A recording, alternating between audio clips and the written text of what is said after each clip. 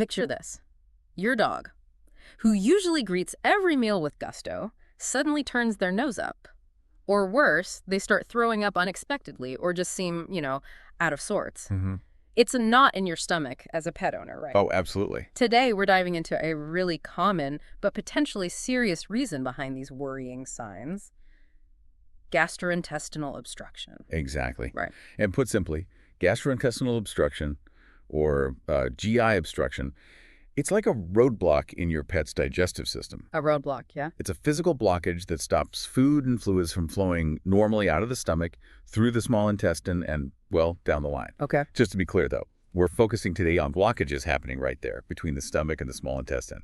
Obstructions further along, that's kind of a different story for another time. Right. Got it. And to help us navigate this really important topic, we've got a wealth of information from Veterinary Gastrointestinal Obstruction, Diagnosis and Treatment. Think of this as us sort of sifting through the complex stuff to give you the clear, need-to-know information about what happens when things get blocked up in your pet's gut. Yeah, our goal today is pretty straightforward. Right. Just to give you, the caring pet owner, the essential knowledge about GI obstruction. Okay. We'll break down what it is, look at what commonly causes it, explain how vets figure it out. The diagnosis part. Exactly. And discuss the treatment options. We're really aiming to cut through the medical jargon, Yeah. Focus on what truly matters for your pet's health and well-being. Okay, so let's get right to it then. If a pet actually has a GI obstruction, what's happening inside their body? What's that sort of domino effect? Well, it really depends on where that blockage occurs. Let's say it's a gastric outflow obstruction. So something is stopping food from leaving the stomach properly. Right, at the exit. Exactly. You get this traffic jam, basically. Food and fluids build up in the stomach, and that often leads to vomiting. Now, here's an interesting bit. Stomach acid, that's hydrochloric acid, right, gets lost with all that vomiting. Okay. And losing all that acid can actually throw off the body's chemical balance. It can potentially lead to something called metabolic alkalosis. Huh. Alkalosis. So less acidic? Kind of, yeah. Yeah. Think of it like the body trying to compensate for losing too much acid, but it can create its own set of problems. And over time, this whole backup causes dehydration, makes your pet feel generally unwell, lethargic, Yeah. and can even lead to weight loss if it goes on. Wow. Okay. That doesn't sound good at all.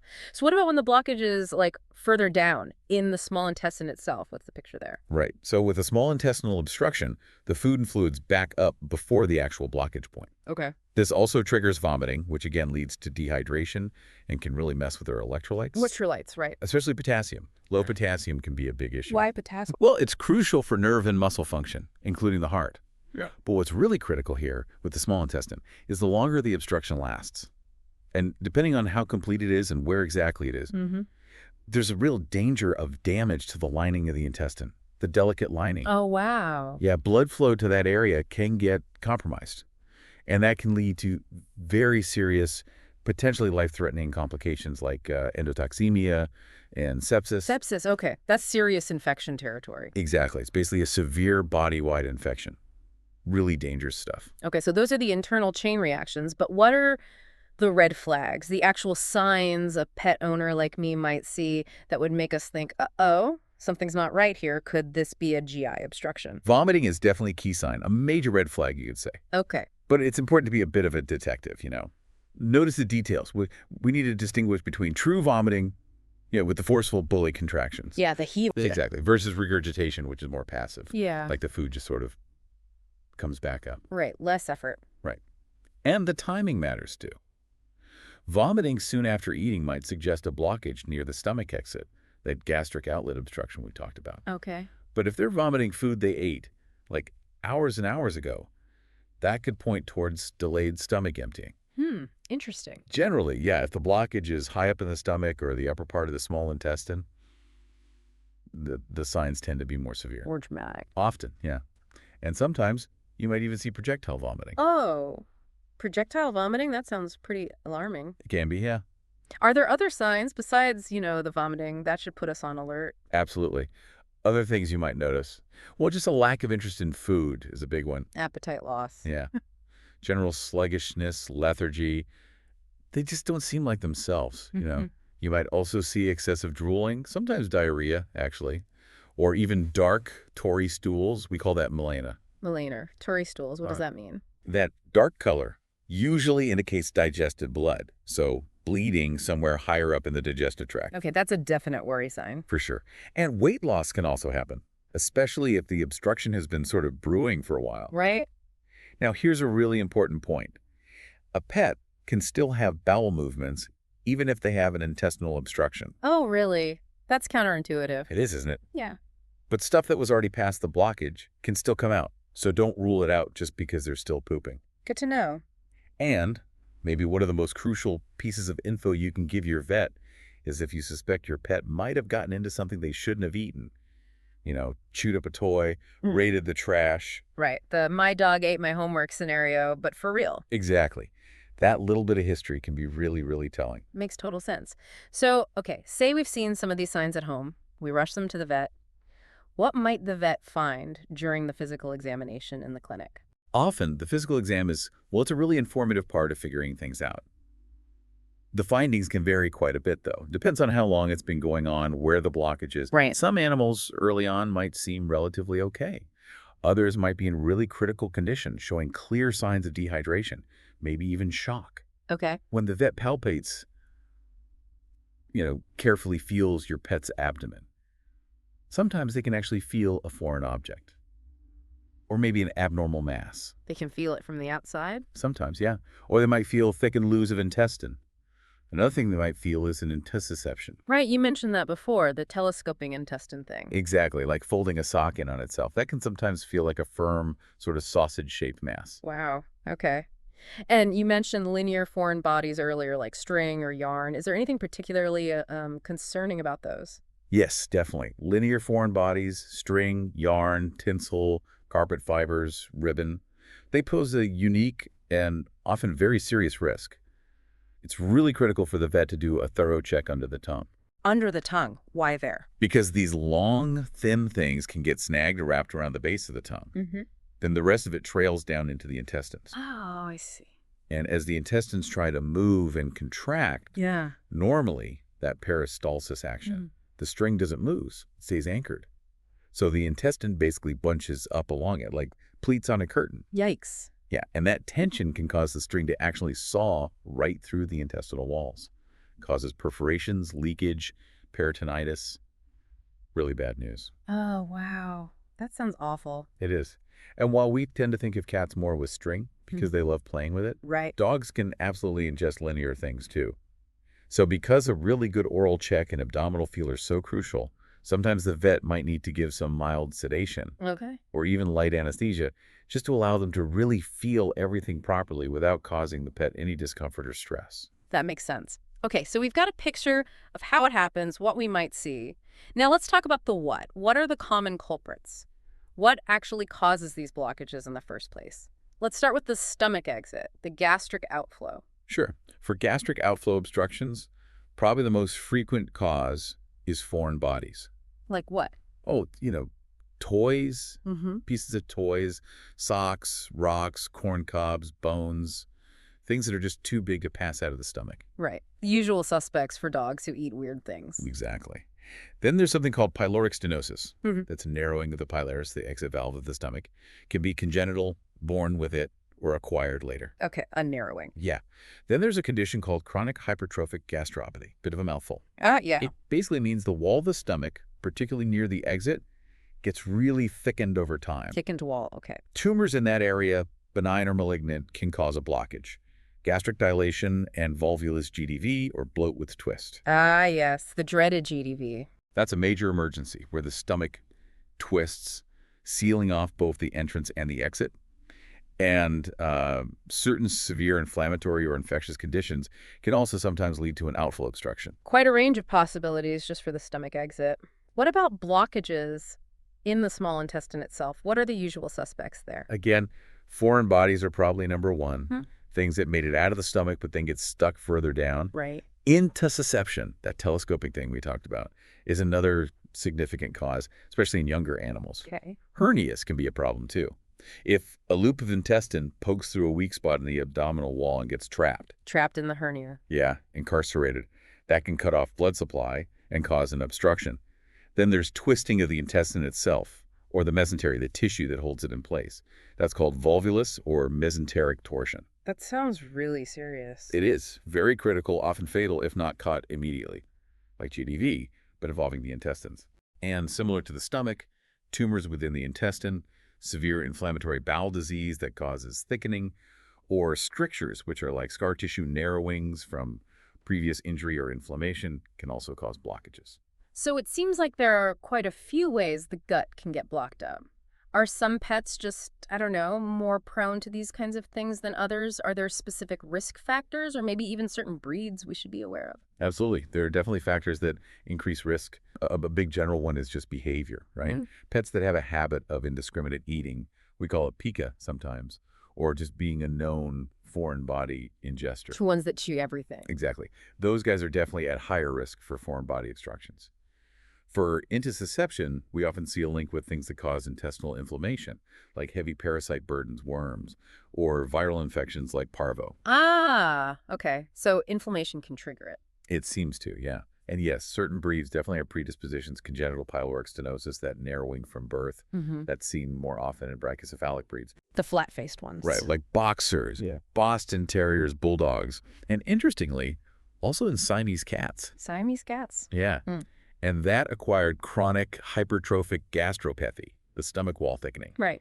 That seems to pop up more often in certain small breeds like Lhasa Apsos, Shih Tzus, Pekingese, and miniature poodles. Interesting. And of course, GDV.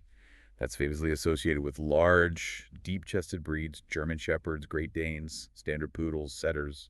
The list goes on. Right, that deep chest conformation is a known risk factor. It is. It's interesting how genetics plays a role there. What about age? Does a pet's age make them more or less likely to run into GI obstructions? Yeah, age is definitely a factor too.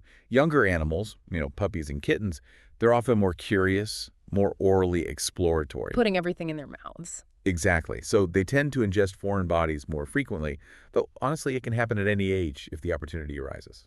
Pyloric stenosis, especially the congenital form, is typically seen in young animals. That chronic hypertrophic gastropathy, on the other hand, tends to be diagnosed more in middle-aged to older pets. Okay. And intussusceptions, as I mentioned, are most commonly seen in younger animals, often related to those underlying infections or parasites. This is all really helpful context for us pet owners. Okay, so let's shift gears. If we suspect our pet has a GI obstruction, we get him to the vet. What's the process? How do they actually figure out what's going on and confirm it's an obstruction? How's the diagnosis made? That's a crucial question, right? And it's important to remember, the signs we talked about, vomiting, lethargy, appetite loss, they can look like a lot of other illnesses. Right, it's not specific just to obstruction. Exactly. So the vet needs to rule out other possibilities first. These are called the differential diagnoses. Could it be metabolic disease like kidney or liver problems? Could it be pancreatitis, an infection, even certain toxins? Lots of possibilities. For sure. So the initial steps usually involve blood work, a CBC and chemistry panel, and a urinalysis. Okay. What do those tell you? Primarily, they help check for those other potential illnesses we just mentioned. Kidney values, liver enzymes, signs of infection, blood sugar, that sort of thing. And they give the vet an overall picture of the pet's health. Are they dehydrated? Are the electrolytes okay? Right. But they can also provide some clues pointing towards a GI obstruction. Things like dehydration patterns, changes in white blood cell counts suggesting inflammation or infection, and specific electrolyte changes can be suggestive too. Like with a gastric outflow obstruction, all that vomiting of stomach acid can lead to low chloride levels. Oh, okay. And with small intestinal blockages, we often see low potassium, as we discussed. Got it. So blood work gives some initial clues, helps rule things out. But what about actually seeing what's happening inside? That's where imaging comes in, like x-rays and ultrasounds, right? Exactly. Imaging is often the key to actually identifying the obstruction itself. Abdominal x-rays, sometimes called survey radiographs or just RADs, Okay. they can sometimes reveal foreign objects if they're radio-opaque. Radio-opaque, meaning? Meaning they're dense enough to show up clearly on an x-ray, like metal objects, bones, some plastics, rocks. Okay, but not everything shows up. Nope. Cloth, soft rubber, most plastics would loose. Those are often radiolucent, meaning x-rays pass right through them. They don't show up directly. So how do x-rays help then? Even if you can't see the object itself, x-rays can show secondary signs of obstruction. Like, is the stomach severely distended with gas or fluid? Are there loops of small intestine that are way bigger than they should be, filled with gas or fluid, sitting before a suspected blockage point? Like a traffic jam showing up on the X-ray. Kind of, yeah. You see these dilated loops. But it's really important for the vet to distinguish between a true physical blockage and something called ileus. Ileus, what's that? Ileus is basically when the intestines just stop moving properly or slow way down. It can happen for lots of reasons: post-surgery, certain medications, severe illness like pancreatitis. The intestines can look dilated on X-ray with ileus too, but there's no physical blockage. Okay, so it looks similar but isn't the same thing. Right. And the treatment is very different. You don't want to rush to surgery for ileus if there's no obstruction. Gotcha. So how do they tell the difference? Sometimes it's obvious from the pattern on the X-rays, but sometimes it's tricky. That's where contrast radiography can be helpful. Contrast, like using dye. Exactly. We give the pet a special liquid, usually barium, to swallow. Or sometimes they introduce it rectally. Then we take a series of X-rays over several hours. Okay. This lets us watch how the contrast moves through the digestive tract. Does it get held up in the stomach? Does it stop abruptly in the intestine? Can we see the outline of a foreign object coated in barium? It can really help pinpoint the location and nature of a blockage. That sounds useful. It can be. There's also a specific technique called a pneumocolon, basically putting a bit of air into the colon via the rectum during an X-ray. That can help outline the colon and see if an intussusception involving the end of the small intestine and the start of the large intestine is present. Okay. And what about ultrasound? When would a vet typically reach for that for suspected GI obstruction? Abdominal ultrasound is another really valuable tool. It's particularly good for detecting certain types of foreign bodies, especially non-radio-opaque ones within the intestines, like cloth or plastic. So it can see things X-rays might miss? Sometimes, yes. Ultrasound uses sound waves, so it gives a different kind of picture.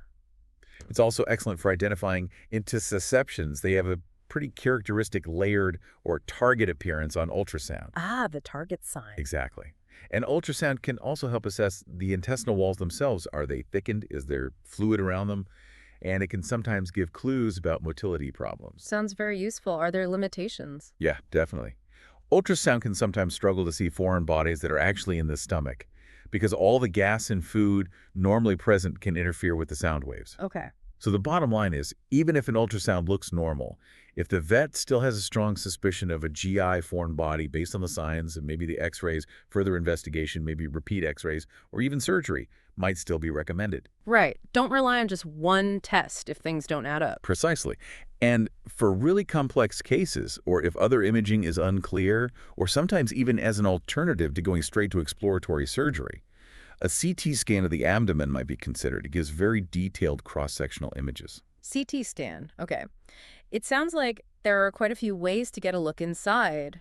Are there any other diagnostic procedures besides imaging that might come into play? Yeah, there are a couple more worth mentioning. One is gastrointestinal endoscopy. Endoscopy, the camera scope. Exactly. A flexible tube with a light and camera goes down the throat into the esophagus, stomach, and the very first part of the small intestine, the duodenum.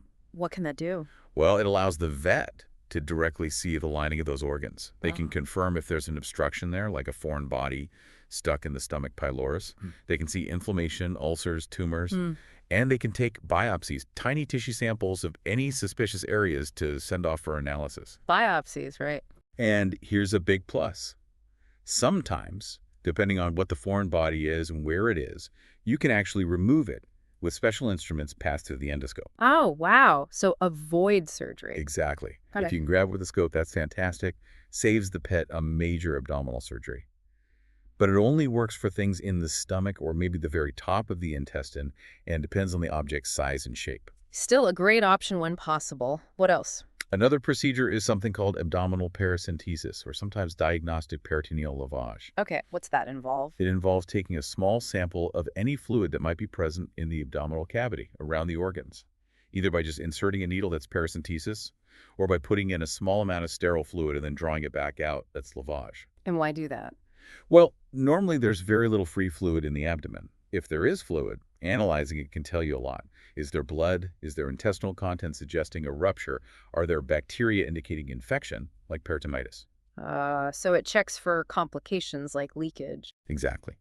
It can be more sensitive than just feeling the abdomen, or even sometimes x-rays for detecting small amounts of problematic fluid, and it can help decide if emergency surgery is needed right now. Got it.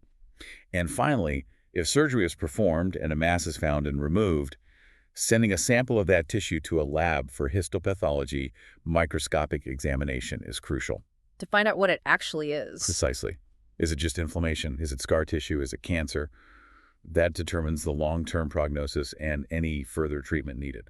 Okay, so it really is a thorough process to figure out exactly what's going on. Once a GI obstruction is confirmed, what are the different ways it can be treated? What happens next? Right. The first thing to understand is that a complete acute intestinal obstruction is generally considered a medical emergency. An emergency. Okay. It often requires prompt surgical intervention to relieve the blockage.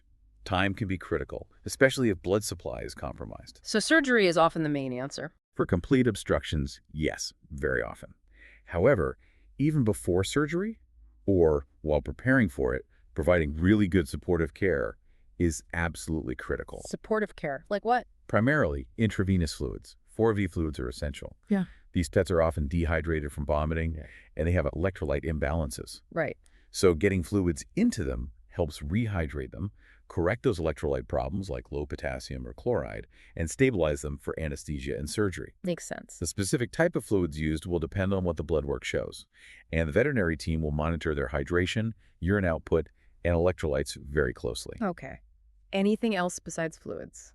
Yes, it's also essential to completely withhold food, keep them NPO, nothing by mouth until the obstruction is resolved. Giving food would just add to the backup and potentially make things worse. Right. No food in. Okay. So stabilization with fluids, no food, then likely surgery. What kind of surgical procedures might be involved? It really depends on the location and the specific cause of the blockage. Let's talk about gastric outflow first. Okay, the stomach exit. If it's pyloric stenosis or that chronic hypertrophic gastropathy, the narrowed, thickened exit surgery might involve procedures called pyloroplasty or pyloromyotomy. These are techniques to basically widen that opening. Widen the exit valve. Essentially, yes. If it's a foreign body stuck in the stomach, then a gastrotomy is performed. Yeah. That's just making an incision directly into the stomach wall to remove the object. Gastrotomy. Okay. If there's a tumor or maybe a severely damaged area due to chronic inflammation, a partial gastrectomy might be needed, where a section of the stomach wall is actually removed. Removing part of the stomach. It can't be done.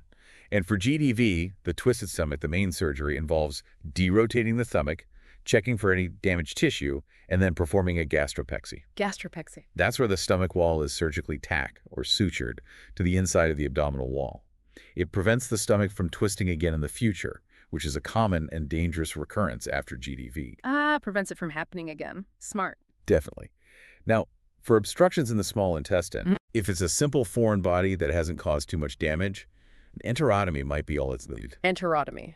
Like gastrotomy, but in the intestine. Exactly. An incision into the intestine, remove the object, suture it closed carefully. Okay.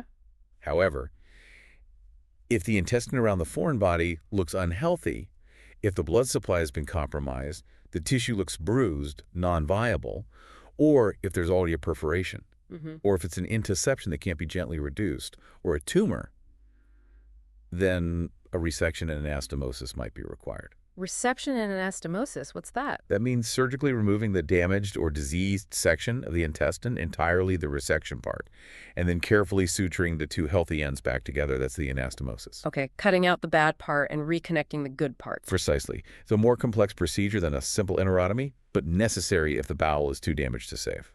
And of course, if there are complications like peritonitis from leakage, the surgery will also involve thoroughly fleshing out the abdomen lavage and sometimes placing drains. Specific procedures are also used to correct intussusceptions if possible. So quite a range of surgical possibilities depending on what they find. What about medications? Do they play a role in treating GI obstructions? Medications are definitely an important part of the overall plan, both before and often after surgery. Okay. Broad-spectrum antibiotics are frequently given, especially if there's evidence of significant tissue damage, concern about perforation, or if surgery involved opening the bowel. To prevent or treat infection. Exactly. The choice of antibiotic depends on the situation, but they want to cover the common gut bacteria. One note, though, some antibiotics need to be used carefully in dehydrated animals because they can potentially impact kidney function. Good point. What else? Antiemetics medications to control vomiting can be really helpful for the pet's comfort and to prevent further fluid loss. Right. Stop the vomiting. But generally, you only want to use those after the primary obstruction has been addressed surgically or endoscopically. You don't want to mask the signs of an ongoing obstruction. Ah, okay.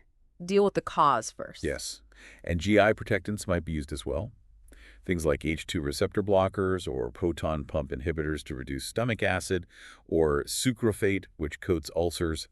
These can help if there's concern about ulceration from the stress or the obstruction itself. Protect the gut lining. Right. And maybe just as important is knowing what not to do. Oh, like what? Prokinetic drugs. These are medications that stimulate the gut to move more, like metoclopramide or cisapride. Okay. Why avoid those? Well, if you have a physical blockage, stimulating the gut to contract more forcefully against that blockage could potentially make things worse. It could increase pressure, maybe even risk causing a rupture. Oh, wow. Okay, so no motility drugs until the road is clear. Exactly. Wait until the obstruction is confirmed to be resolved before considering prokinetics, if they're even needed then. That's a really key point to remember. Okay, so let's say the surgery or endoscopy was successful, the obstruction is gone. What are some important things for us pet owners to keep in mind during recovery and afterwards? Client education is absolutely vital here. And maybe the biggest thing is understanding that pets who eat foreign bodies once, well, they're often repeat offenders. Huh. Yeah, I can believe that. Creatures of habit. They really can be. Yeah. So taking every possible step to prevent access to tempting non-food items is crucial. Pet-proofing the house, supervising play, using puzzle feeders instead of easily destructible toys, managing trash cans, whatever it takes for that particular pet. Prevention is key for the future. Absolutely. And then close monitoring after treatment is essential. Watching their appetite, energy levels, making sure they're drinking, checking for any vomiting or diarrhea, following up with the vet as recommended for recheck exams, maybe repeat blood work to ensure electrolytes and hydration are back to normal, and just generally being vigilant for any signs of complications. Right. Speaking of potential issues, what are some of the possible complications that can arise even after treatment from a GI obstruction? Unfortunately, yes, complications can happen. One we worry about, especially with lots of vomiting, is aspiration pneumonia. Inhaling vomit. Yeah. If the pet inhales vomit into their lungs, it causes a nasty pneumonia that needs aggressive treatment. Okay. Septic peritonitis is another big one. That's a severe infection throughout the abdominal cavity. It can happen if the intestine leaks or ruptures before surgery, or sometimes, rarely, if the surgical site doesn't heal properly and leaks afterwards. It's very serious. Peritonitis. Yeah, sounds bad. It is. And sometimes, even after the physical blockage is removed, the intestines can take a while to wake up and start moving normally again. Yeah. This is called anadynamic ileus, or maybe gastroparesis if it's mainly the stomach. It might require continued supportive care until motility returns. A temporary slowdown after everything. Right. Usually temporary, but needs managing. Okay. And the big question, I guess, what can pet owners generally expect in terms of the overall prognosis? The outlook for a pet who's been through this? It really varies quite a bit depending on the specifics. For straightforward, uncomplicated obstructions like a simple foreign body removed quickly from a healthy pet, the prognosis is generally good to excellent. That's encouraging. It is. However, if there are complications, like intestinal perforation and peritonitis, or if the obstruction has been present for a long time causing severe damage, or if it's caused by certain underlying things like aggressive cancer or those really nasty conditions like mesenteric torsion, then the prognosis becomes much more guarded. More serious cases have a tougher outlook. Definitely. And unfortunately, in some of those very severe situations, despite everyone's best efforts, the prognosis can be poor. Early diagnosis and treatment really make a huge difference. This has been a really, really thorough look at gastrointestinal obstruction. Thank you. To kind of bring it all together, it sounds like the absolute key takeaway is that this is a serious condition, and it really demands immediate veterinary attention. Recognizing those early warning signs we talked about and having at least a basic understanding of how it's diagnosed and treated, that can absolutely make a significant difference for our pets, can't it? Absolutely. Cannot stress that enough. If you even suspect your pet might have a GI obstruction, don't wait and see. Acting quickly, seeking veterinary care without delay truly significantly increases their chances of a positive outcome. Right. Better safe than sorry when it comes to these signs. 100%. Okay. And on that very important note, here's a final thought for you, our listener, to maybe chew on. Given just how, well, ingenious our pets can be at finding and swallowing things we'd never imagined, take a fresh look around your own home, your yard, your environment. What seemingly harmless objects might actually pose a hidden risk that maybe you haven't really considered before? It's definitely worth a little extra thought to help keep our furry family members safe and healthy.